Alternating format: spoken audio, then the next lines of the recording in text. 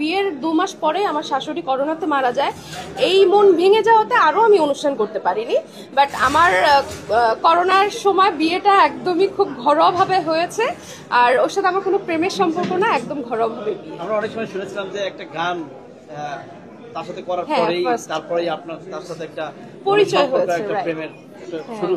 আপনাকে ইন্টারভিউতে দেখেছিলাম হয়তো, তো আসলে সেই গানটা দিয়েই তার সাথে আপনার সম্পর্ক শুরু কিনা? হ্যাঁ, করোনার ভিতরে ও একটা গানের জন্য আমাকে অফার করে, কিন্তু আমি খুব একটা বেশি মিউজিক ভিডিও করিনি। তো গানটা আমার কাছে খুব ভালো লেগেছিল। ভালো লাগাতে হচ্ছে ওই সময় যেহেতু বসেই ছিলাম, যে কাজ নেই তেমন একটা, আচ্ছা ঠিক আছে গানটা যেহেতু পছন্দ হয়েছে একটা কাজ করি। তো ওই গানের সুবাদে আসলে সৈয়দ আমিকে চেনা, এবং এখন তো সৈয়দ আমি আমার লাইফের সবকিছুই।